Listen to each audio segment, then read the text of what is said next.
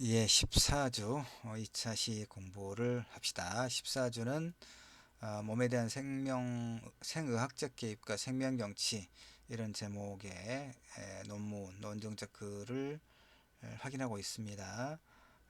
전문적인 내용이 많아서 다소 어렵게 느껴진다 이런 부분은 과감히 생략하고 넘어가도 괜찮다고 그랬습니다. 나 역시 여러분에게 이 글의 전체적인 내용을 필요한 부분만 이해할 수 있도록 쉽게 설명하고 있습니다. 또 요약해서 설명하고 있습니다.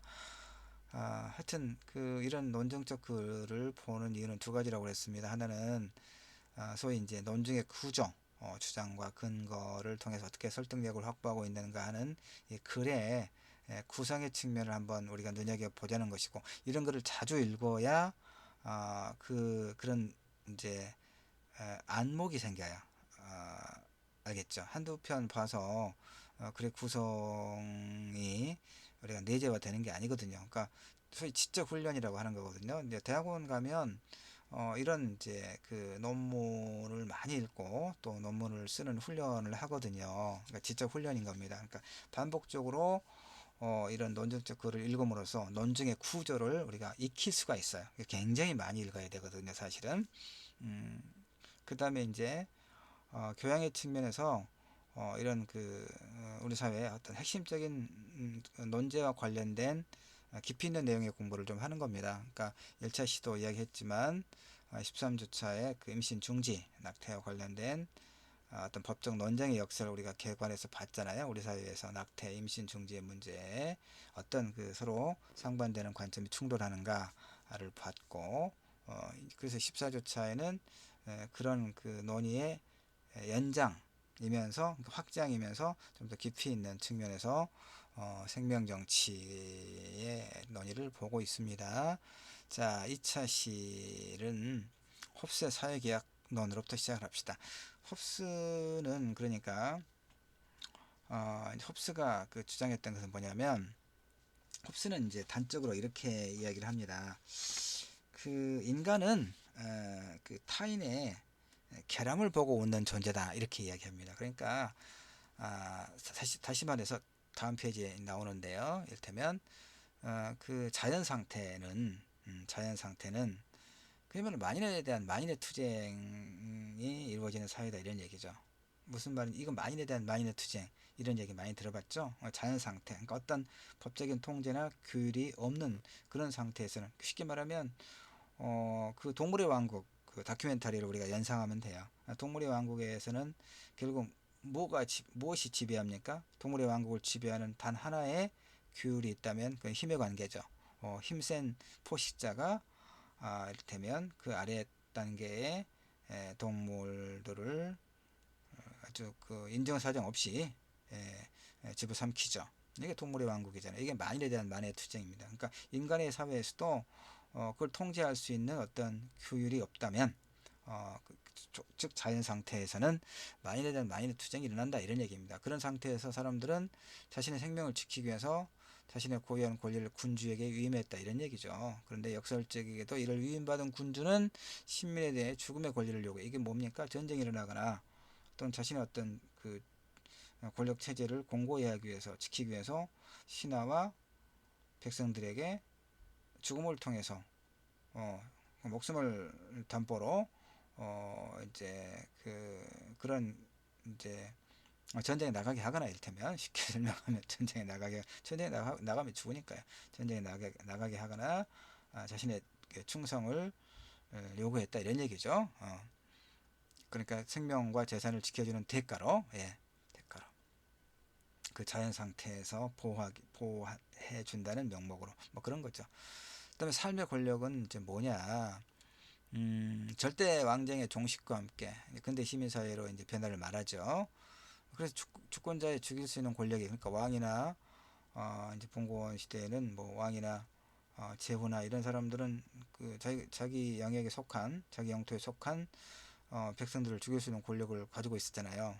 근데 이제 그런 봉건 체제가 무너지고 이제 근대 시민 사회로 넘어올 때 어떻게 이제 변화가 됩니까? 그 생명을 관리하는 권력으로 힘의 중심이 이동됐죠.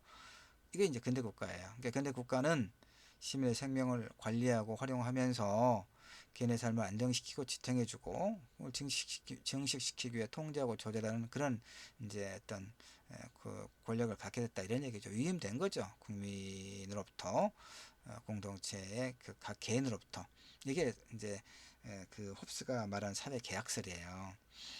여기서는 국가 권력에 의한 생명 억압의 문제가 아니라 권력에 의한 생명의 관리와 활용. 이건 13주차에서 봤던 이제 그 태아의 그 생명의 박탈이라든가 아니면 그 여성의 이제 몸에 대한 자기 결정권 뭐 이것과 관련된 논의에서 우리가 충분히 그 원형에서 우리가 확인할 수 있겠죠. 이게 생명 정치의 핵심이다 이런 얘기입니다. 이런 생명 정치는 17세기 이래 두 가지 형태로 전개됐는데 그 중에 하나가 규율, 통제죠, 통제. 신체를 효과적으로 통제하기 위한 방식이 규율입니다.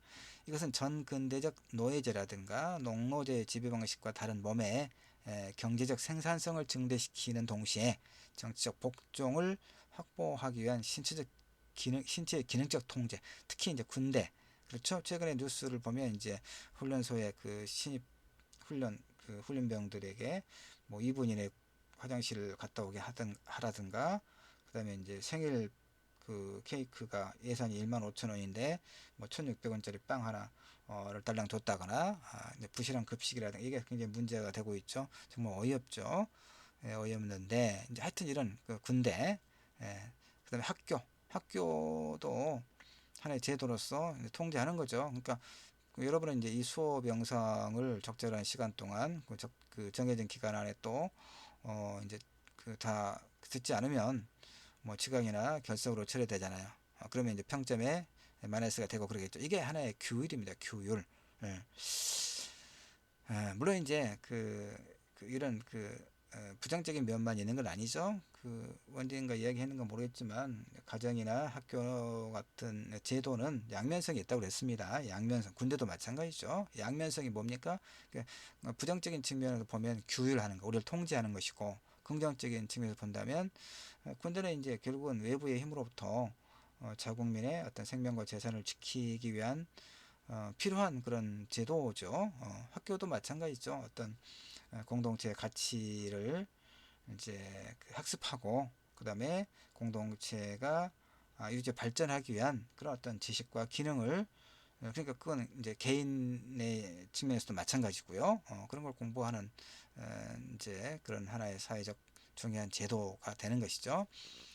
어, 학교가 아니라면 이제 이런 내용의 공부를 할 그 기회가 없죠, 사실은. 네. 자, 그래서 푸코는 해부 정치, 이제 이걸 갖다 해부 정치라는 이름을 붙였다. 이건 인간의 몸을 하나의 복잡한 기계라고 보고 이를 제어하는 권력 기술을 정치의 문제로 나타내는 상징적인 말을 이제 푸코는 해부 정치다라고 했다. 이런 얘기입니다.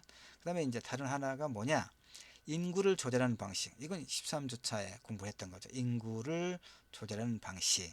이때 푸코가 인구라고 부르는 것은 단순히 개인들의 총합을 의미하는 것이 아니라 일종의 사회적 몸으로서 인구는 그 자체에 생물학적인 그런 과정과 현상을 지닌 독립된 실체다 이런 얘기입니다.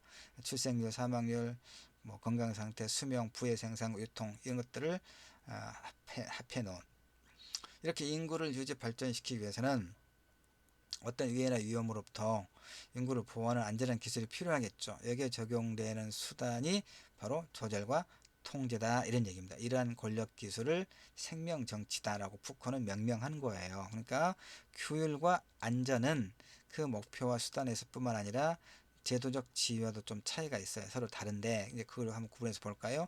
규율은 사회 제도 즉 군대나 감옥, 학교, 병원 등의 이 내부에서 발전해 왔던 것. 인구 조절은 18세기 국가의 조직적 집중적 관리를 받아왔다 이런 얘기입니다. 그러나 이 두 권력 기술은 사실은 상호 보완적 관계죠. 그러니까 신체를 규율하는 방식, 즉 신체의 세밀한 검사, 끊임없는 통제, 꼼꼼한 공간적 후획, 의학적 심리적 검사 등의 이른바 신체에 대한 극소 권력을 나타내요. 이런 극소 권력은 인구를 조절하는 효과로 이어진단 말이에요. 이게 인구 통계학이죠. 인구 통계학은 자원과 주민의 관계, 부와 유통, 생명과 지속 기간 등에 대한 분석을 이제 행하는 거죠. 이렇게 두 가지 방식으로 전개된 푸코의 소위 생명 정치는 근대 개인 생명이 어떻게 관리되는가에 이제 초점이 맞춰져요.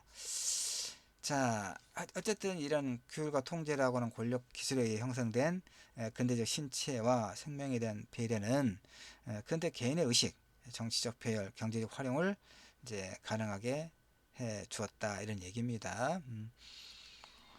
자, 그래서 이제 질병으로 넘어가 봅시다. 질병 우리가 이제 뭐 어쨌든 코로나 바이러스의 이런 그 위협 앞에서 노출돼서 일상이 상당할 정도로 이렇게 이제 그 간섭받고 있는 그런 시대를 우리가 살고 있습니다. 수업도 작년부터 이렇게 비대면으로 대체로 많이 하고 있고요.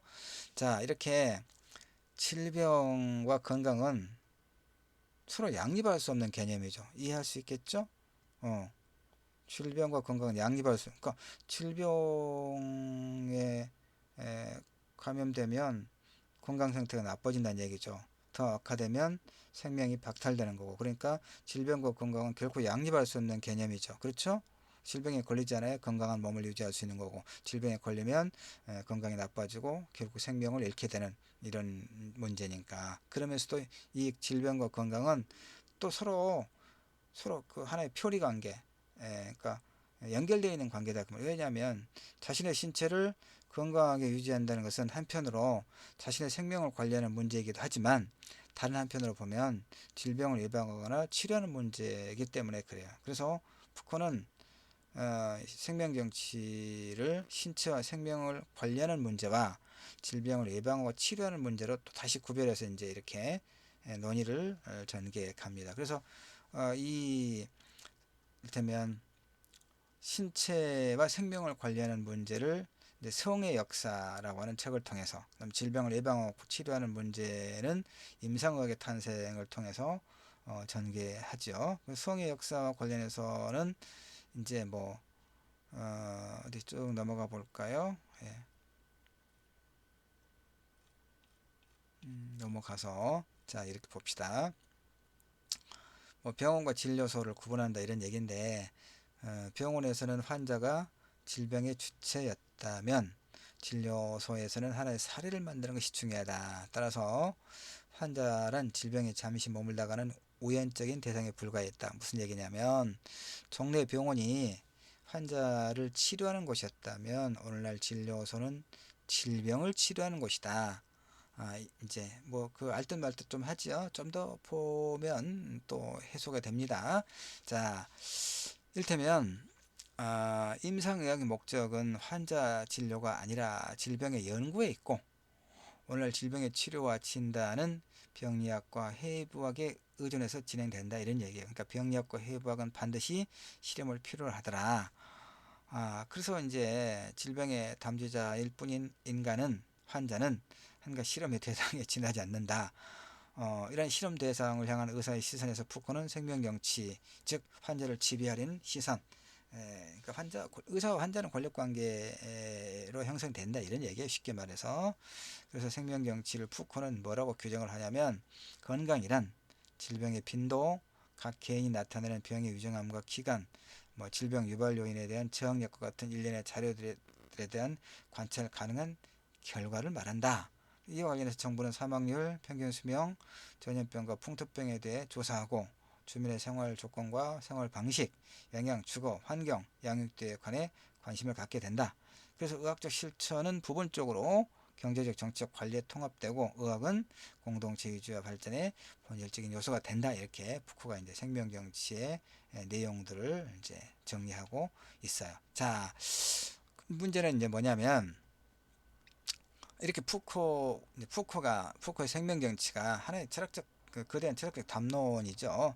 그런데 이제 이 푸코의 생명 담론은 전환기의 사회에 대한 어떤 통찰을 제공한다는 점에서 의의가 있지만 또 한편에서는 우리가 일상적으로 경험하는 구체적 현실을 분석하는 데 있어서 푸코의 생명 정치는 지나치게 거대하고 추상적인 담론이다. 이런 이제 한계도 있다. 이런 얘기예요. 그래서 이제 푸코가 죽은 이후에 뭐 푸코의 그 중요한 담론인 생명 권력과 생명 정치가 잠시 이제 잊혀졌다가 다시 90년대에 다시 또 이제 논의가 활발해졌다. 이런 얘기 있죠. 그 계기가 아감 벤, 하트와 네그리 이런 사람들의 이제 생명 정치와 관련된 이제 논의가 다시금 푸코의 그런 담론을 활발하게 또 그 논의하는 그런 하나의 계기가 됐다 이런 얘기인데, 그러면 이제 아감벤, 하트, 네그리가 뭘 또 주장했는가를 보는 게 이제 순서가 되겠죠. 자, 오늘날 이들은 아감벤, 하트, 네그리 이들은 오늘날 자유주의적 자본주의 세계를 이해하는 열쇠가 생명 권력에 있다고 봐요. 자유주의 사회에 숨겨진 야만성과 자본주의가 숨기고 있는 착취 구조를 비판하고 전복시키는 데 있어서 이 생명경치 개념을 이제 활용한 거예요. 근데 이들의 생명 담론은 애초 푸코가 이제 기획했던 것과는 전혀 다른 어떤 귀결점으로 이어지는데, 무슨 얘기냐면 아감벤의 호모사케로 이르는 푸크가 그토록 비판하고 극복하고자 했던 권력의 사법적 모델로 회귀하고 말았다. 이런 이제 비판이 또 있고, 하투의 제국 이론과 네그리의 다중 이론. 그러니까 몇 년 전에 한국 사회에서도 뭐 다중지성이니 이런 다중지성, 그다음 집단지성 이런 논의가 한참 또 학계나 또 정치권을 중심으로 그 많이 있었거든요. 그러니까 이런 이제 서구의, 어찌 보면 우리 한국 사회가요, 한국의 학문의 체계가 서구의 이론들을 수입을 해서 그 수입상들이 풀어놓은 그 이론들을 또 한국 사회의 어떤 현상에 적용하는 이런 어떤 그 서구의 이론을 추종하는 그런 그 좀 비판적인 관점에서 보면 서구 주식시장의 소비지, 식민지로서의 역할을 하고 있지 않은가 이런 생각도 많이 들어요, 사실. 왜냐면 나도 이제 문학 작품을 분석하는 논문 평론을 쓰면서 서구의 어떤 이런 서구에서 수입된 이런 소위 그 이론들, 철학적 개념들, 사회학적 개념들을 많이 활용을 해요. 좀 피곤한 일이기도 해요. 사실 문학이 이제 서구의 근대 사회와 함께 시작된, 우리가 지금 이야기하는 그 소위 현대 문학이라고 하는 것이 근대 시민 사회의 형성과 함께 그 시작된 그런 이제 하나의 장르이기 때문에 일정하기는 어쩔 수 없고, 또 동양의 또는 한국의 철학이라고 하는 이런 철학적 어떤 도구가 그 현대문학 작품을 분석하고 또 한국의 여러 어떤 사회적 현상을 분석하는 데는 충분하게 이제 그런 그 동양이나 한국의 전통적인 철학 사상들이 충분하게 현대적 의미로서 뭐 그 재해석되거나 그런 어떤 틀을 충분히 갖추지 못한 측면도 있겠고, 연구가 또뭐 활발하지 못한 측면도 있겠고, 뭐 그런 요소가 있기는 합니다만은, 어쨌든 서구 지식의 식민지라고 하는 것은 그런 측면이 굉장히 많이 있습니다. 자, 어쨌든 이런 이제 그러니까 여기서는 이런 걸 이 부분에서 이렇게 한번 봅시다. 그러니까 모든 뛰어난 그런 그 이론 철학 사상은 무엇인가를 분석하는 데서 상당한 의의가 있습니다. 그러나 그 다음 세대에 이제 다른 또 그 철학자나 뭐 사상가 이론가들에 의해서 또 혹독한 검증을 받아요. 그래서 그 빈틈이 보이고 또 비판을 받고, 그래서 또 이제 새로운 그 어떤 이론으로 만들어 제출되고 그러거든요. 사실 이게 그 이제 인류의 학문이라든가 철학사상이라든가 뭐 과학기술도 그렇고 마찬가지죠. 모든 것이 이렇게 비판적 사고와 질문을 통해서 그 발전하는 거예요. 그런데 하여튼 뭐 이렇게 뭐 아감벤도 그렇고, 그 다음에 하트 네그리 이런 이론 자체가 일정하게 이제 한계점을 비판받고 있더라. 뭐 이런 얘기입니다. 자, 그건 넘어가면 되겠죠? 그 다음에 이제 볼게요. 쭉 넘어가서 봅시다. 그 다음에 이제 레비노라는 사람이 생명 사회성이라고 하는 개념을 가지고 무슨 얘기냐면 그 단순히 의료 서비스의 수동적 수혜자나 의학 연구의 대상이 아니라 의학적 연구를 촉진시키고 홍보하는 주체다. 그러니까 이제 소위 인간 환자들의 그 위치를 조금 격상시켰다 이런 의미가 되는 거죠. 그래서 레비노는 생명정치의 주체를 사회 의료화에서 찾더라 이런 얘기죠. 그러나 유전자는 생명의 책이지 인간의 질병 상태를 가늠하는 기준은 아니죠. 그래서 인간 유전체 연구를 사회 의료 현상으로 규정하는 것은 성급한 일반의 오류가 된다 이런 비판을 또 받아요. 그래서 레비노는 오늘날 의료가 생의학으로 근본적으로 변해가고 있음을 이제 그 충분히 읽지 못했다 이런 말이에요. 그래서 건강이란 결국 질병의 치료는 물론이고 자신의 능력 향상과 자질 함양까지도 포함하는 그런 개념이라고 말할 수 있어요. 그러니까 그 11주 차에 우리가 그 불평등을 어떻게 사회를 병들게 하는가, 그러니까 건강해야 평등하다. 그 11주차 우리 그런 주제로 또 공부를 했잖아요. 바로 그 얘기죠. 건강이라고 하는 것은 질병의 치료만 문제 삼는 게 아니고 삶 전체를 의미하는 거죠. 그렇죠? 자신의 능력 향상과 자질 함양까지도 포함하는 삶 전체의 질을 우리가 건강이라고 하는 개념으로 보는 거거든요. 이게 바로 이제 그 로즈의 생물학적 시민권이라고 하는 개념이에요. 그러니까 오늘날 생의학은 과학적 이해를 이를테면 그 게놈 프로젝트 인간의 유전체를 분석하는 이런 인간 유전체학을 말합니다. 과학적 이해를 근간으로 하면서도 특정 질병의 치료뿐만 아니라 인간의 특수한 능력 향상과 자질 함양을 꾀하는 그런 개념이에요. 그러니까 인간이 누릴 수 있는 이러한 생의학적 권리가 곧 로즈가 말한 생물학적 시민권이다 라고 말할 수가 있지요. 예. 그러니까 오늘날 이를테면 그 생물학적 그러니까 이제 우리가 지금 그 코로나 바이러스 백신 그러니까 예방 주사, 백신 주사를 지금 맞고 있잖아요. 그런데 그 백신 주사를 맞고 그 되면 어떤 몸에 상당한 이상이 오는 경우, 그러니까 뭐 사지마비가 오거나 심지어 이제 그 죽음에 이르는 경우가 여러 건 보고가 됐잖아요. 어, 그랬을 때, 그러니까 이제 그 예방 접종과 백신 그 접종과 그 어떤 신체의 그 어떤 이상 반응, 그리고 생명 박탈 그 사이에 소위 이제 인과관계가 의학적으로 그걸 의학 그 규명하기가 사실 쉬운 문제는 아니죠. 그런데 이제 그 사망했거나 또는 뭐 전신이 마비되거나 이런 문제가 발생한 이제 가족은 또 당사자는 그냥 우리가 일반 시민인데 우리가 그 인과관계를 우리가 그 밝혀낼 수는 없잖아요. 의학적으로 의학적인 지식이 없는데 근데 문제는 이제 생명이 박탈됐거나 또는 이제 이런 그 사지가 마비되거나 이런 엄청난 어떤 문제가 발생했을 때 국가가 일단 그 치료비라든가 이런 문제를 치료비도 그렇고 그 생명이 박탈된 것에 관련된 어떤 배상이랄까 그러니까 이런 국가의 책임이 상당하죠. 그러니까 이거예요. 우리가 생물학적 피해를 입었다면 이런 거 국가의 보상을 청구할 권리 이게 이제 생물학적 시민권이다. 이런 얘기예요. 쉽게 설명을 하면 네. 자, 그 생명 그 자체 정치화라고 하는 부분을 좀 볼까요?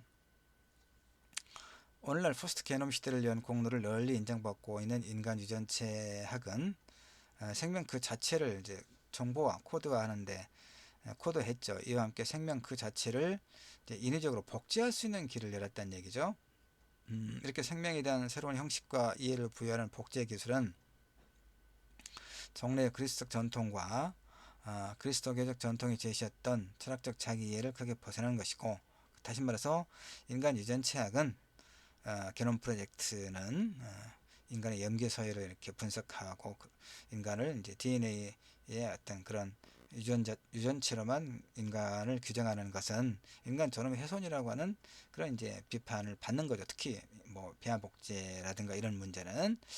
그래서 인간 유전체학이 인간 존엄의 훼손이라고 하는 원제에서 자유롭지 못한 까닭은 사실 이제 우생 정책 때문이죠. 각국의 우생 정책 중에서도 우생학을 이제 악용한, 특히 독일 나치의 우생 정치, 이런 것들이 이제 특히 그 인간 유전체학을 부정적으로 바라볼 수밖에 없는 하나의 단초가 이제 소위 우생학 정치로부터 연원했다, 이런 얘기죠. 그러나 20세기 말부터 시작된 그 게놈 프로젝트, 게놈 연구에서 다시금 인간의 존엄 훼손이 일어났지만 이제 그런 뭐 인권 선언은 별다른 힘을 발휘하지 못했다, 이런 얘기. 왜냐하면 세계 인권 선언은 시민적 정치적 권리 보호에 초점을 맞추고 있었기 때문에. 그러니까 21세기 들어 본격화된 이런 인간 유전체 연구는 생명의 제조, 생명의 형성, 생명의 최적화를 목표로 하는 거잖아요. 그러니까 삶과 죽음의 신성성에 대한 일종의 도전이죠.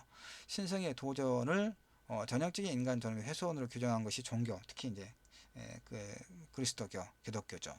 자연적 삶의 신성을 추구하는 종교는 인간 유전체학의 비판 또는 비관적일 수밖에 없지 않겠습니까? 비관론자들은, 즉 비판론자들은 인간 유전체 연구가 지난달 그 우생정치 망령을 불러올 것을 우려해요. 그것은 결국 뭡니까? 결국 그 유전체 분석을 통해서 그 열성인자, 우성인자 구분할 거란 얘기죠. 다시 말해서 그 이제 이런 그 인간 유전체 복제 기술과 관련된 염려는 상당하죠.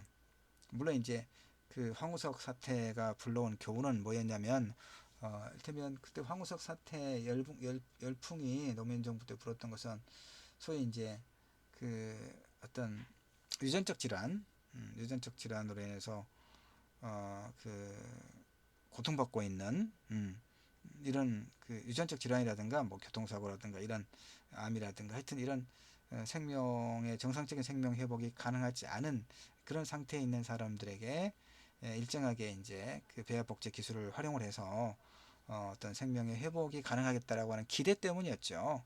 근데 그게 완전히 사기로 드러났고, 그다음에 이제 그 사기가 아니라 할지라도 그러면 이제 배아복제를 위해서 새로운 어떤 개체가 이를테면 쓸모없이 폐기된다는 얘기죠. 쓸모를 다하고 폐기된다고 할 때 생명의 존엄성의 문제가 굉장히 크게 대두됐던 걸 여러분 기억하고 있죠.